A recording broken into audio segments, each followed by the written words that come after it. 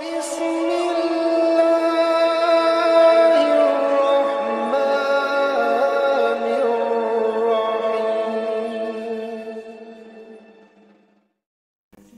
Allah SWT supaya kehidupan ini barokah. Orang itu mesti harus punya prinsip hidup untuk berjuang. Kamu lihat para nabi, para rasul, para sahabat, para wali-wali Allah, kapan mereka tampak barokahnya itu kapan? Ketika mereka ini berjuang, ketika mereka memikirkan umat. Tapi ketika mereka tidak memikirkan umat, barokahnya itu dikit. Maka mesti kita ini memikirkan umat untuk kemampuan kita masing-masing. Harus itu semalekan.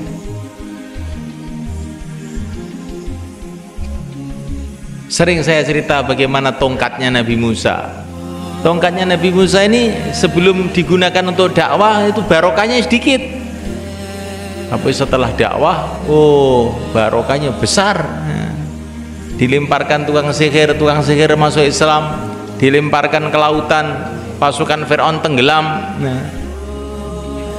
Pukulkan ke batu langsung keluar air. Barokahnya besar. Kapan? Ketika digunakan untuk perjuangan, digunakan untuk taat kepada Allah. Kalau hidup kita ini hidup taat, digunakan untuk taat pada Allah, ini barokahnya besar. Kemudian mulaikan supaya hidup kita ini barokah, kita ini harus punya hubungan silsilah dengan orang-orang yang barokah. Para sahabat itu mulaikan kalau mau wudhu itu bukan sembarang air. Selagi mereka di Madinah, mereka itu membawa air wudhu itu satu wadah gitu, dibawa kepada Rasulullah SAW. Kemudian Rasulullah mencelupkan tangannya di air wudhu itu, baru mereka wudhu. Apa? Untuk tabaruk, supaya mereka dapat berkahnya Rasulullah itu. Air wudhu yang sudah disentuh Rasulullah jadi berkah. Rasulullah menyentuh air wudhu, kemudian para sahabat menyentuh air yang disentuh oleh Rasulullah. Tidak nyentuh Rasulullah, nyentuh air yang disentuh Rasulullah. Nah kita ini begitu juga. Kalau kita ini sambung dengan guru-guru kita, guru-guru kita sambung dengan gurunya lagi, sambung dengan gurunya lagi, sambung dengan gurunya lagi, sambung dengan Rasulullah. Kalau kita ini nyambung dengan guru-guru kita, maka nanti ada berkahnya itu. Berkah itu apa? Ini kebaikan yang tidak bisa diukur oleh otak manusia, ini gaib, ini barokah ini. Maka semulaikan sistem-sistem pendidikan sekarang ini orang tuh dijauhkan dari silsilah ini. Pendidikan sekolahan itu semulaikan. Silsilahnya itu dengan kantor, bukan silsilahnya dengan guru-gurunya sampai Rasulullah itu nggak ada. Kalaupun ada itu gara-gara ya mungkin guru-gurunya ada yang mantan pesantren atau bagaimana begitu. Tapi aslinya nggak ada itu. Sistem silsilah itu sudah nggak ada.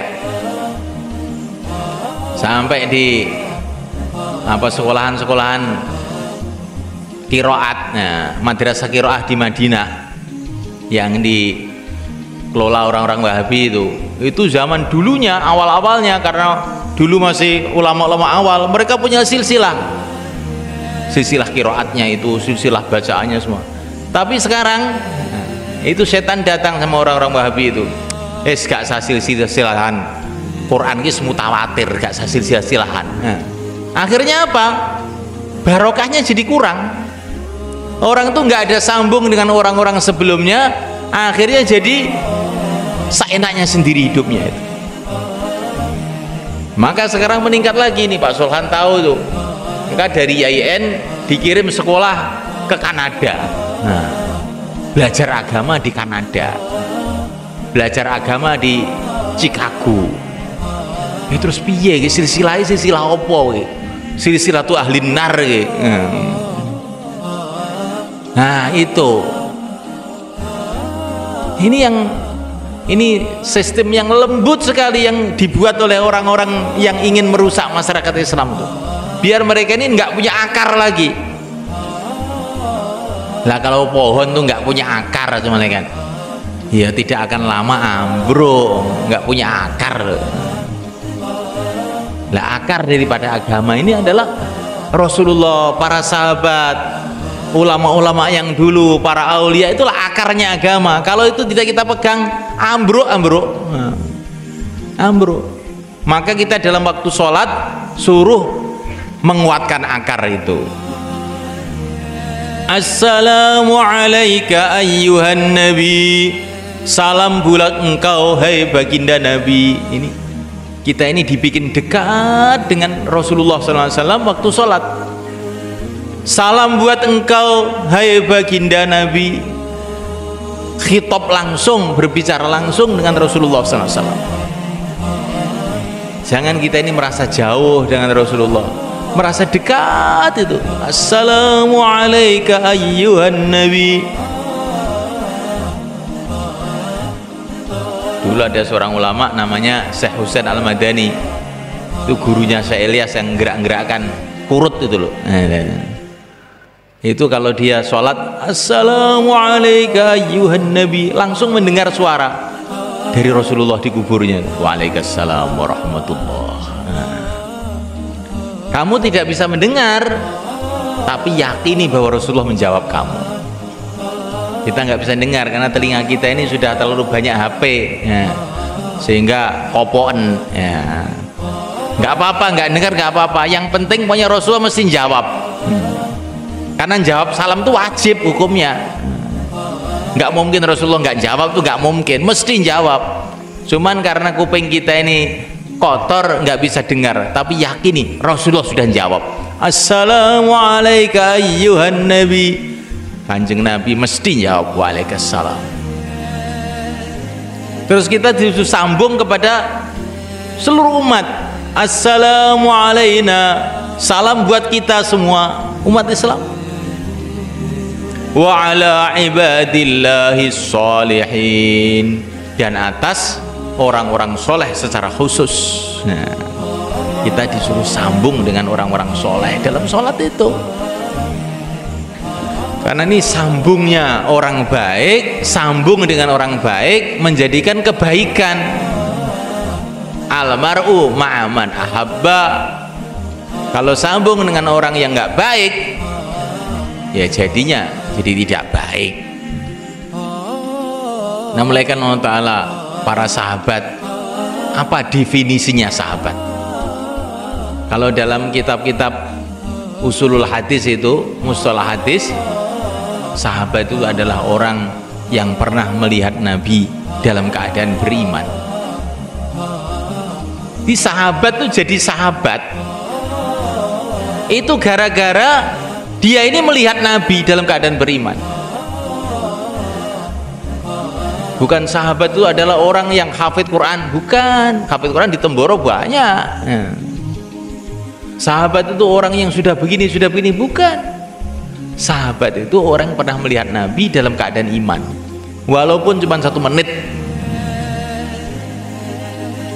Jadi perjumpaan orang dengan Nabi itu merubah keadaan orang itu, sehingga dia itu dikasih gelar sahabat. Setelah dikasih gelar sahabat, dikasih gelar radhiyallahu ta'ala anhu, Allah ridho kepadanya.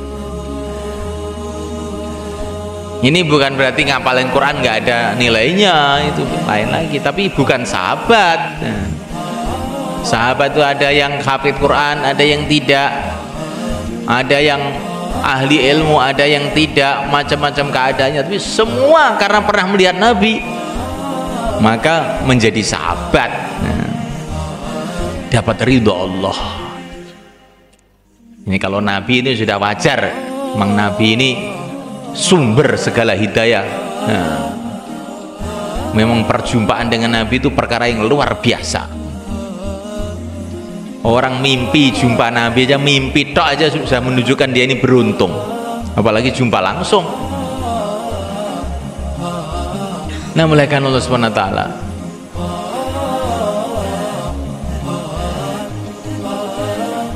Kemudian para tabi'in ini generasi setelah sahabat, mereka jadi orang yang istimewa, jadi orang yang hebat, sehingga tidak bisa diungguli yang lain-lain. Gara-gara apa? Gara-gara mereka jumpa sahabat. Begitu juga tabi'ut tabi'in, gara-gara jumpa orang tabi'in mereka dapat gelar tabi'ut tabi'in. Saya mulaikan Allah Subhanahu wa taala. Jadi perjumpaan itu maknanya mendatangkan satu kesan yang sangat tinggi. Maka perlu kita ini sering jumpa dengan orang-orang soleh, jumpa dengan orang-orang masjid. Minimal perjumpaan rohani. Bagaimana? Assalamualaikum ayyuhan nabi, assalamu alayna wa ala ibadillahis salihin. Ini perjumpaan rohani. Istilahnya para ulama, baca Fatihah. Habis sholat itu baca Fatihah untuk Nabi, untuk para Nabi, untuk para sahabat, keluarganya, anak cucunya, untuk seluruh para ulama, seluruh para guru kita, seluruh umat Islam kita bacain Fatihah. Ini termasuk nyambung secara ruhani kepada orang-orang soleh. Ini akan ada dampak dalam hati, itu akan ada dampak. Umat Islam sekarang ini, khususnya di negeri kita ini, dalam bahaya besar. Orang-orang ahli batil bergerak ke kampung-kampung, ke gunung-gunung, pulau-pulau terpencil, bergerak untuk merusak umat inilah. Kalau kita ini tidak bergerak nanti gimana?